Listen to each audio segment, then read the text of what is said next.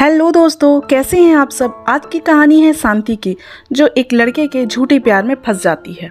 शांति गांव की सीधी सादी सी लड़की थी। घर पर माँ, एक भाई जो दिमाग का कम था, 2 और बहनें थीं। बड़ी बहन की शादी हो चुकी थी। शांति, उसकी माँ और छोटी बहन दूसरों के घर पर काम कर अपना जैसे तैसे गुजारा कर रहे थे। बाप बहुत पहले ही डेंगू के कारण दुनिया छोड़कर जा चुका था। शांति के गांव में ही गुड़ की फैक्ट्री थी, जहां पर बाहर के लोग आकर काम किया करते थे। शांति भी उस गुड़ फैक्ट्री में ही काम करती थी। वहाँ एक लड़का था जो रोज उसे प्यार से छुप छुप कर देखा करता था, जिसे देखकर शांति को भी अच्छा लगता था। धीरे धीरे दोनों में बातचीत शुरू होती है, फिर प्यार। दोनों एक दूसरे को पसंद करने लगते हैं। शांति ने घर पर उस लड़के उमेश के बारे में बताया तो माँ साफ लफ्जों में मना करती है और शांति को उससे दूर रहने को कहती है। पर शांति पर तो प्यार का भूत सवार था, वह ना मानी। उमेश ने भी शांति की माँ से बात की, शांति का हाथ मांगा। शांति की माँ ने कहा, देखो बेटा, तुम्हारा घर परिवार बहुत दूर है। मैं अकेली औरत हूँ, अपनी बेटी को इतनी दूर नहीं देना चाहती हूँ। ना तुम्हारे घर का पता है, ना ही परिवार वालों से पहचान। अपनी बेटी को इतनी दूर नहीं भेज सकती। उमेश माँ को बहुत समझाने की कोशिश करता है, पर शांति की माँ नहीं मानती। एक सुबह शांति की माँ सोकर उठी तो देखा घर का मेन दरवाजा खुला था। माँ को लगा शायद मुझसे जल्दी कोई उठा होगा।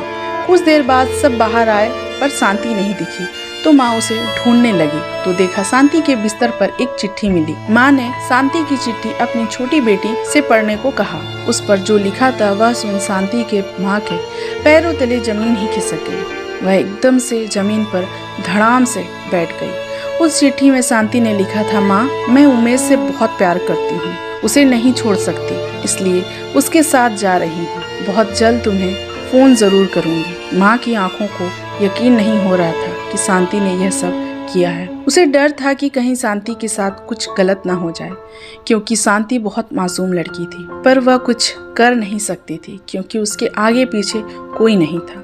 शांति के फोन के इंतजार में 15 दिन से महीनों बीत गए, पर शांति का फोन नहीं आया। उधर शांति उमेश के घर पर पहुंच चुकी। उमेश का घर दिल्ली से दूर अंदर रिंधाला नामक गांव में था। उमेश ने शांति से अब तक शादी नहीं की थी, पर उस पर अधिकार पतियों सा जमाता था। उमेश की माँ शांति से सीधे मुंह बात नहीं करती थी। घर का सारा काम नौकरों सा कराती थी, पर जब खाना खाने की बारी आती तो चूल्हे पर पांव पसार कर बैठ जाती। खाना इतना ही देती थी जितने में शांति जिंदा रह सके। उमेश शराब पीता था, यह बात शांति को मालूम नहीं थी, पर उमेश के घर जाने के बाद ही मालूम पड़ी। शांति उमेश से शादी करने की बात करती तो वह कल करके टालता रहता और हर रात शांति के साथ सुहाग रात मनाता। इन 15 दिनों में शांति ने उमेश से अपनी माँ से बात कराने को कहा तो हर रोज नया झूठ बोलता। कभी बैलेंस नहीं तो कभी फोन खराब है, कभी कुछ।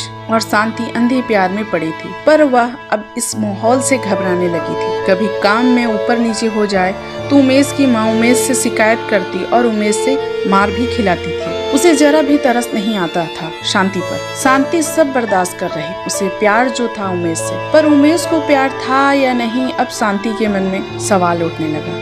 इस सवाल का जवाब उसे एक रात को मिला, जब वह ज्यादा नशे में घर आया। शांति सो रही, तभी उमेश एकदम से कमरे में आया, अकेला नहीं, किसी दूसरे आदमी को लेकर। उस आदमी को शांति की ओर इशारा करते बोला, देख, एक नंबर माल है, जा आज की रात अपनी रात रंगीन कर। यह सुनते ही शांति बौखलाहट के साथ बोली, उमेश, तुम क्या बोल रहे हो? मैं तुम्हारी होने वाली पत्नी हूँ। उमेश बोला, काहे की पत्नी?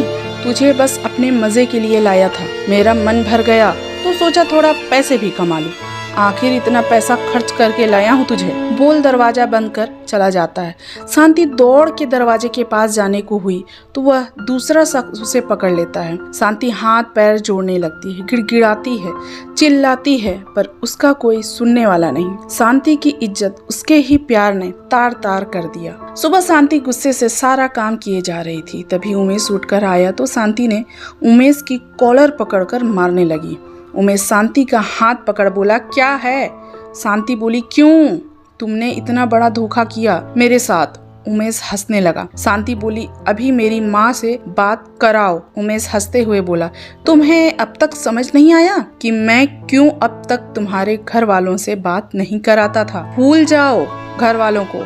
शांति रोते हुए बोली, उमेश, मैंने तुमसे प्यार किया, अब अपने घर वालों को छोड़ तुम्हारे साथ इतनी दूर आई। और तुम? उमेश बोला, इसीलिए तो मैं लाया था कि तुमसे कुछ पैसा कमा सकूं।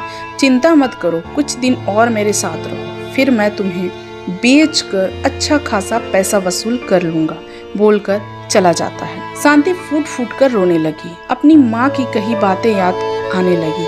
शांति को अपने फैसले पर पछतावा हो रहा था। अब वह यहाँ से निकलना चाहती थी, खुद को बिकता हुआ नहीं देख सकती थी। अपनी माँ के पास फोन करने की तरकीब ढूंढने लगी। आखिरकार मौका मिला। उमेश शराब में धुत कमरे में आया। कमरे में आते ही बस बिस्तर पर जा गिरा।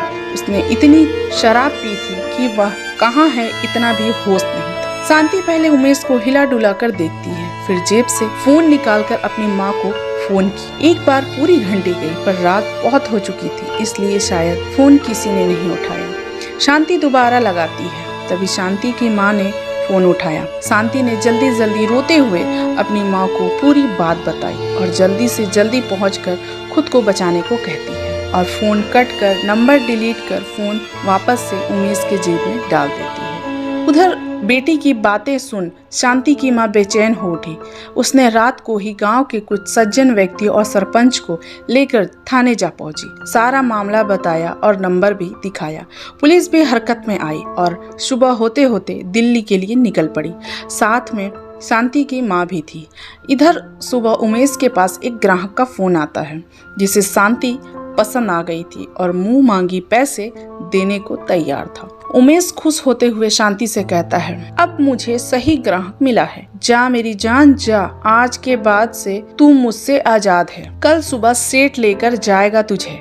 यह सुनकर शांति के हाथ पैर सुन हो जाते हैं। उमेश की माँ कहती है, ठीक किया बेटा, इसे बेच रहा, बहुत नखरे करती थी काम करने को। शांति गुस्से से बोली, तुम माँ हो, मुझे शक होता है, तुम असली माँ हो या बस नाटक करती हो माँ बनने का, वरना कोई माँ अपने बच्चे को गलत करने नहीं देती, पर तुम तो खुद गिरी हुई हो, तो क्या उठाओगे बेटे को। यह सुन उमेश की माँ ने पास में जल रहे चूल्हे से जलती हुई लकड़ी निकालकर शांति के हाथों को जलाते हुए कहती है, तेरा मुंह बहुत चलता है, ले अब सजा भुगत, बोलकर उसके हथेली को जला देती है। शांति जोर से चीखती है।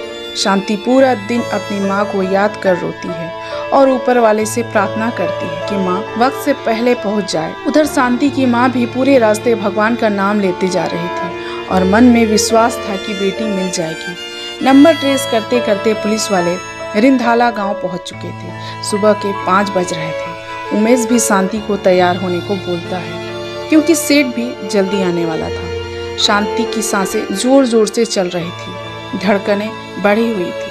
वह बहुत धीमे धीमे से तैयार हो रही थी ताकि लेट हो जाए।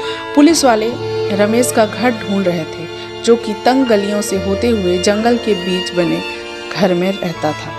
पुलिस वालों ने घर को चारों तरफ से घेर लिया था। शांति की माँ दरवाजा खटखटाती है, जिसे सुन शांति की धड़कनें बढ़ जाती है। उमेश कहता है, चल सेठ आ गया, कहते हुए दरवाजा खोलता है तो सामने शांति की माँ को देख भौचक्का हो जाता है। शांति अपनी माँ को देख खुश होते हुए दौड़कर अपनी माँ के गले जा लगती है और पुलिस वाले रमेश को पकड़कर अपने साथ ले जाते हैं। इस तरह से शांति आखिरकार अपने घर पहुंचती है। जब गांव वालों को शांति के बारे में मालूम चलता है तो पूरा गांव उसे देखने पहुंचता है। शांति की हालत देख सब दंग रह जाते हैं। वह सुख के लकड़ी हो गई थी, जगह जगह चोट के निशान थे। सब ने कहा, किस्मत वाली है शांति, जो तेरी माँ बचाकर ले आई तुझे। शांति कितने दिनों तक रात को सपने में चौंक कर उठ जाती थी। कुछ सालों बाद शांति की शादी एक टीचर से हो जाती है। आज उसके 2 बच्चे हैं, सुषमा और सुमन। शांति अब एक खुशहाल जिंदगी बिता रही है। दोस्तों, कैसी लगी मेरी कहानी मुझे कमेंट करके ज़रूर बताएं, और कहानी अच्छी लगी हो तो प्लीज़ मेरे चैनल को लाइक, शेयर और सब्सक्राइब करना बिल्कुल ना भूलें। मिलते हैं अगली वीडियो में, तब तक के लिए बाय बाय, टाटा।